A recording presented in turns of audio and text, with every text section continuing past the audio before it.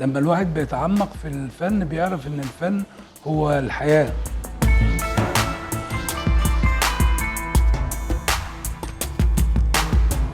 The Studio Master Class by Mohamed Abla is a contemporary painting and drawing course. It will involve practical techniques, ideas, concepts about composition, about different technicalities in art, but it will also focus على the professional knowledge that the artists need in order to grow and navigate in the art scene. الفكرة لما طرحتها عليا شيماء الارت امباور انا اتبسطت من الفكرة لان هشوف ناس مختلفة عن اللي انا بشوفهم، علاوة لان انا فعلا شخصيا بتعلم من الناس اللي ما هي بتشتغل من غير خوف، فده بتبقى مفيدة جدا.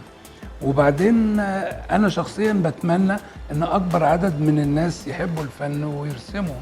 This is what we're doing through this أو through Art Empowers. احنا عايزين make art accessible لكل الناس، وعايزين نخلي اكبر عدد ممكن من الناس ان هم يحبوا الفن.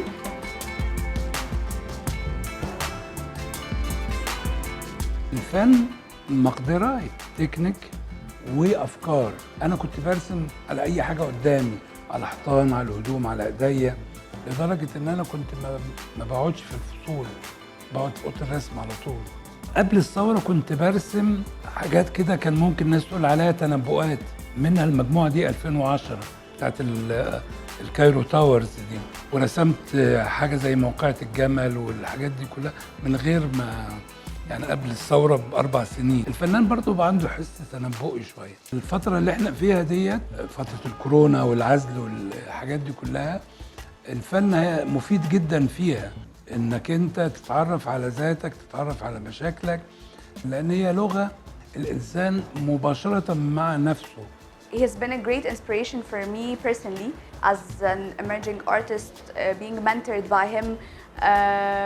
He always inspires me every day to create something different, to create for others.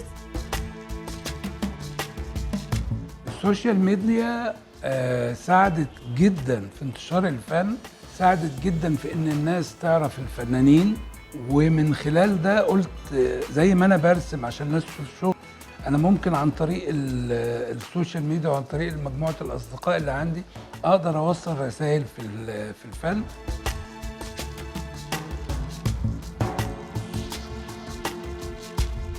انا اتعلمت في اسكندرية وعشت بعد كده في القاهرة، وبعد كده فترة طويلة عشت في أوروبا. الحركة الفنية في أوروبا قديمة، أقدم من مصر بكتير جدا. في مصر الموضوع عندنا جديد، يعني احنا كلية الفنون بقالها 100 سنة. أكيد الشغل اللي أنا بعمله في الأماكن المختلفة ديت بيبقى مختلف، فلسه ما نقدرش نعمل مقارنة بيننا وبين أوروبا. طبعا السينما بقت معتمدة على الفن دلوقتي، كل الكومبوزيشن والأفكار بتاعت التلوين وكده جاية من الفن.